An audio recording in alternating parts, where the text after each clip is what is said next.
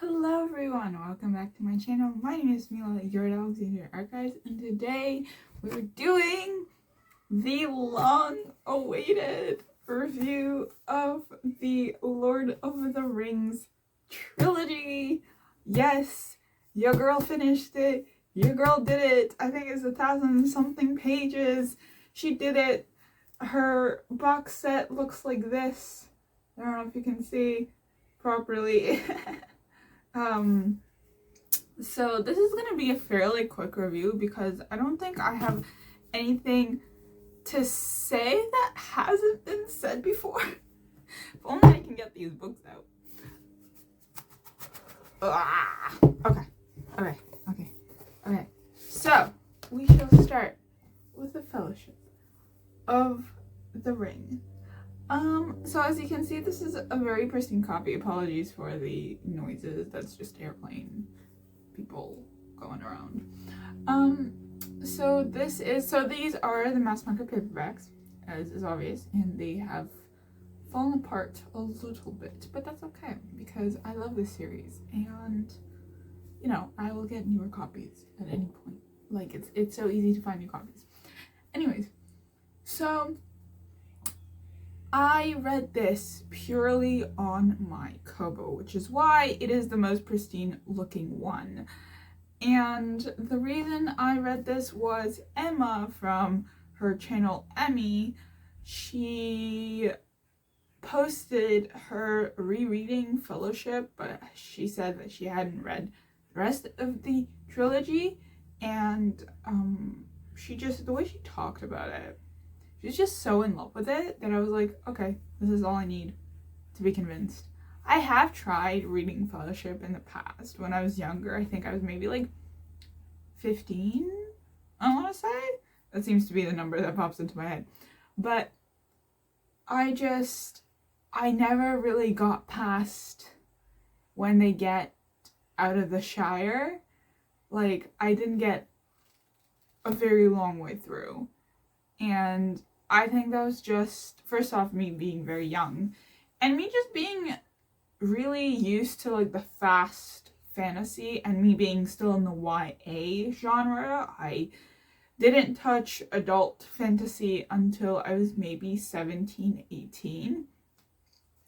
So this one felt intimidating for the longest time. And then after Emma posted that vlog, I found out that they were releasing the extended editions again in theaters.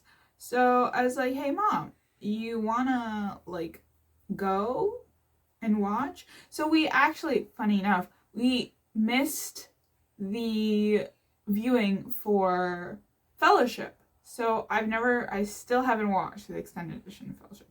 However, we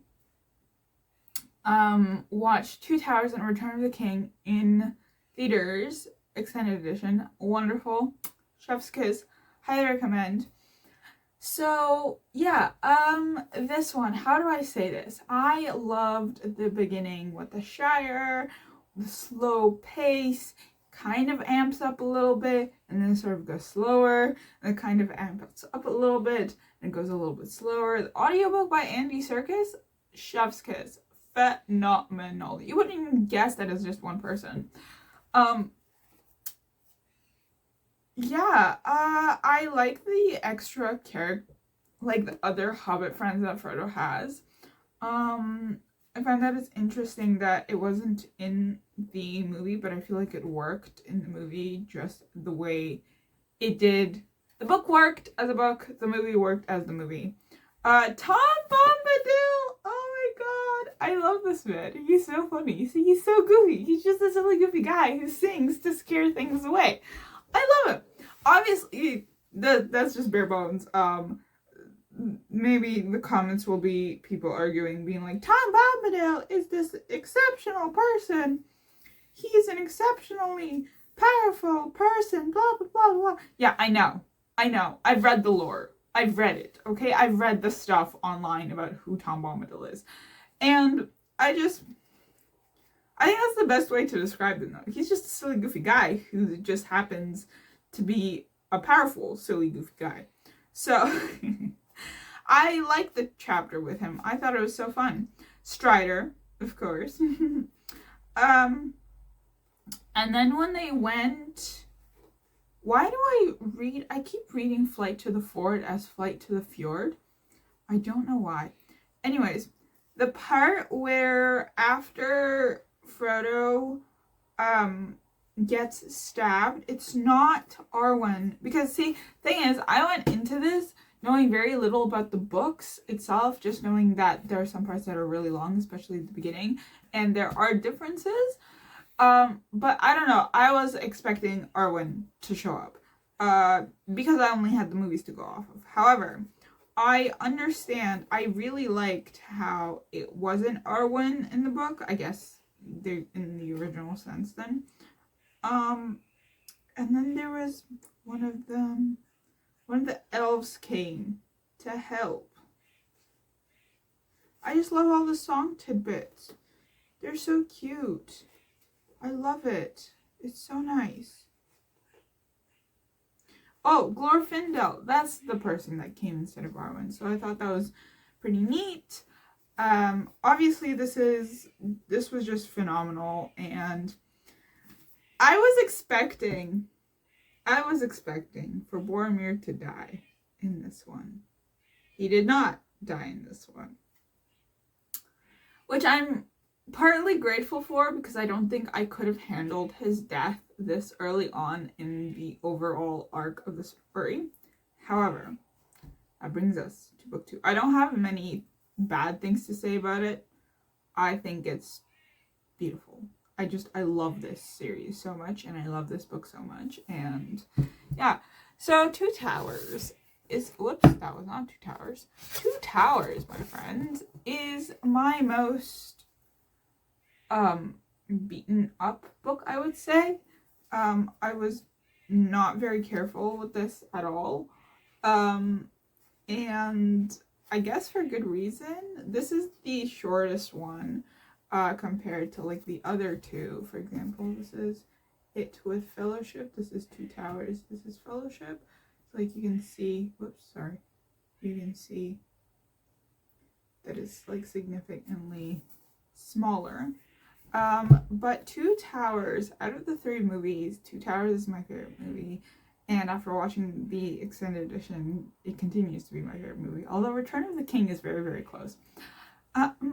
So basically, Two Towers continues this story, and the first chapter, my friends, the first chapter is unfortunately called The Departure of Boromir.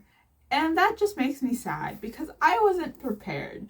I would have been more prepared to see Boromir's death in Fellowship, despite me not saying that 2 seconds ago. But I was not prepared to have it in the first chapter. You know, does that make sense? Does that make sense? Like, you're prepared to have it in the last chapter because you know there's a continuation of the story. You're not prepared to have it in the first chapter. I don't know if that makes sense.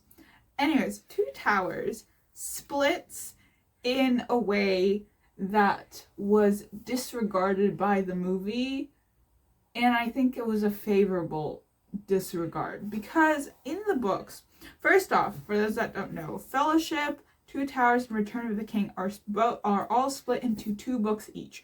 So Fellowship has book 1 and book 2, Two Towers has book 3 and book 4, and Return of the King has book 5 and book 6. Book 1 is the journey to Rivendell. Book 2 starts with the meeting of with Elrond and the elves, and in Rivendell, Frodo wakes up after he was like passed out, and he wakes up and he's healed. Two Towers splits up because at the end of Fellowship, Frodo and Sam leave the rest of the company, and they are split up officially. So basically, book 4 follows sort of all of them as they discover that Boromir's dead. The hobbits, Merry and Pippin, are taken by the orcs, and so Aragorn, Legolas, and Gimli must hunt some orc.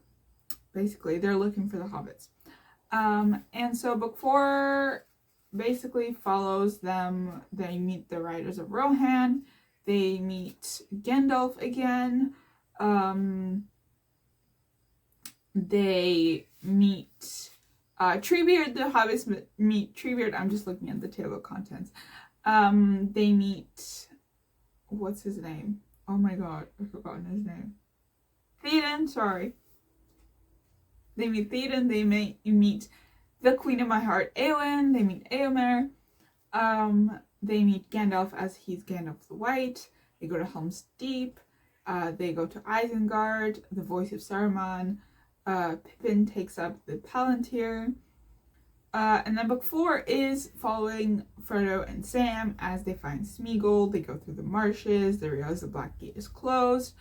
They eat rabbit. Window on the west in the Forbidden Pool was with Faramir, although he lets them go. He isn't the same. The characterization of Faramir in the books versus the movies is quite different, actually, because in the movies he's like, I want the ring, basically, right?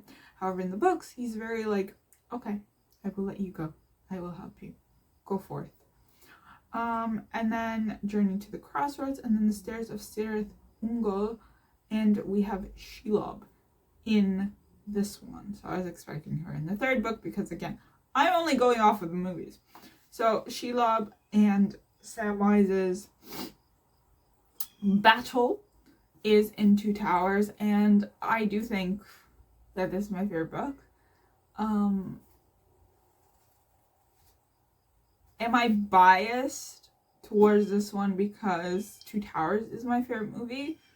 Possibly, but I actually don't say, if you look at some of the other series I read, I actually don't say that I like the second book more. Like, this is a rare occasion that I like the second book in a trilogy. Usually it's the third one I like, or it's the first one I like, and I usually disregard the second book because it oftentimes falls into the second book syndrome. I never felt a second book syndrome situation with this book. This was like the perfect second book. And that brings us to book 5 and 6, essentially, plus the appendices, which I flipped through. I haven't read them like cover to cover. You know, I haven't finished them completely. But this is Return of the King. And I can't really tell you my rating. All across the board is 5 stars, but obviously there's going to be a hierarchy. I'm not telling you the hierarchy because I cannot. So, but yeah, Return of the King is book 5 and 6. They have Minas Tirith, so the two hobbits are split up essentially. Rohan, Siege of Gondor, Rohirrim, Battle of the Pelennor Fields, where Éowyn disguises herself as a rider and she defeats the Witch King of Angmar. The Pyre of Denethor, Theoden dies, House of Healing, Last Debate, the Black Gate opens, and then book 6 is the Tower of Cirith Ungol, where Sam finds Frodo and they get to Mount Doom, and then Steward and the King, Many Partings, Homeward Bound, The Scouring of the Shire, and The Grey Havens, and then appendices. So it basically follows more or less the movie follows more or less the book. It's just that there's no Scouring of the Shire, which I think is pretty solid. Like, we don't really have a lot of the Hobbit bases as much as we do in the book, and I find that I like the hobbits coming home to a normal hobbiton. I do have some stuff. I do have some pages marked, so I'll read some moments to you that I really loved. This is a conversation between Faramir and Éowyn as they are still in the House of Healing, I believe. This is a conversation between Faramir and Éowyn, and so he's saying, you and I, we must endure with patience the hours of bleeding. She did not answer, but as he looked at her, it seemed to him that something in her softened, as though a bitter frost were yielding in the first faint presage of spring. Tears sprang in her eye and fell down her cheek, like a glistening raindrop. Her proud head drooped a little, and quietly, more as if speaking to herself than to him, "But the healers would have me lie abed 7 days yet," she said, "and my window does not look eastward." Her voice was now that of a maiden young and sad. Fairmere smiled, though his heart was filled with pity. "Your window does not look eastward," he said. "That can be amended, and this I will command the warden. If you will stay in this house in our care, lady, take your rest, then you shall walk in this garden in the sun as you will. You shall look east, whither all our hopes have gone. And here you will find me walking and waiting, and also looking east. It would ease my care if you would speak to me, or walk at whiles." Then she raised her head and looked him in the eyes again, and a color came in her pale face. "How should I ease your care, my lord?" she said, "and I do not desire the speech of living men." "Would you have my plain answer?" he said. "I would. Then, Eowyn of Rohan, I say to you that you are beautiful. In the valleys of our hills there are flowers fair and bright, and maidens fairer still, but neither flower nor lady have I seen till now in Gondor so lovely and so sorrowful. May only be a few days are left ere darkness falls upon our world, and when it comes I hope to face it steadily, but it would ease my heart if while the sun yet shines I could see you still. For you and I have both passed under the wings of the shadow, the same hand drew us back."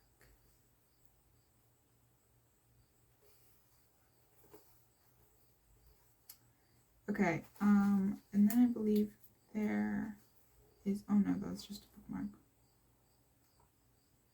That was another bookmark, I believe. Oops.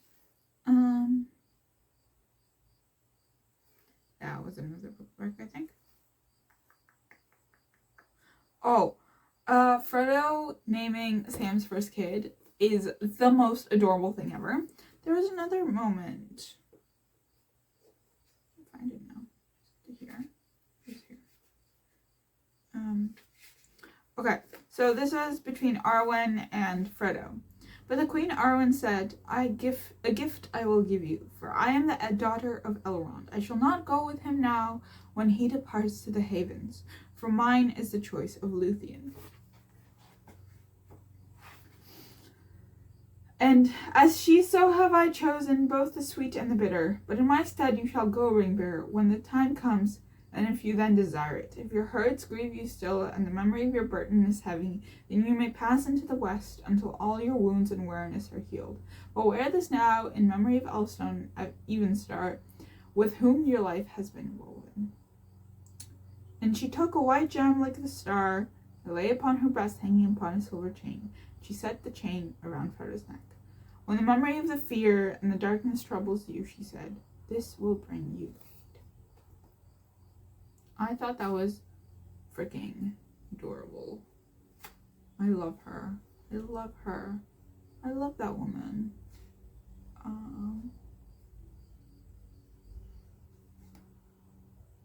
Yeah, so I thought it was very nice. I thought it was very cute. I love the series. No, it's 10 out of 10. Perfection. So those are just, I guess this is not exactly the typical review I do, but I feel like I don't need to do like the typical review because you probably already know what it is. And I feel like a lot of people that are gonna stumble upon this video have watched the movies. So I feel like I don't need to do much. Who would I recommend this for?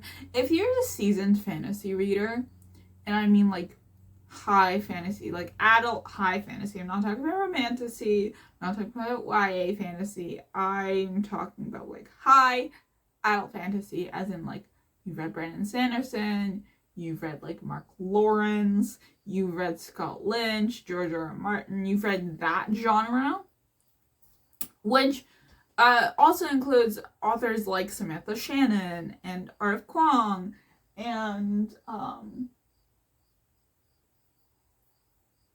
like a lot of the, like if you like the high fantasy with a lot of world building and everything and a lot of history and all that stuff and a lot of plot lines, you would enjoy this. I feel like it's really hard to talk about this with the amount of respect that I have, but also in the modern sense.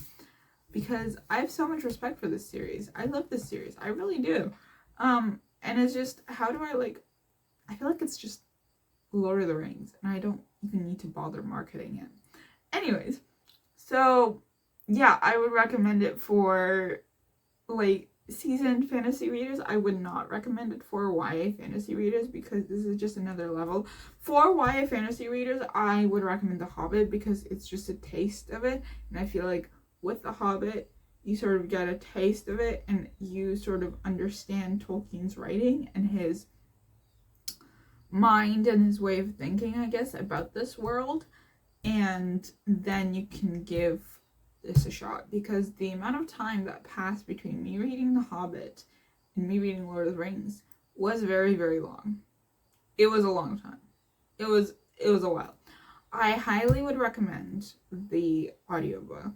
I cannot stress this enough, because if you're having trouble, highly recommend the audiobook. And I believe that is it for this video.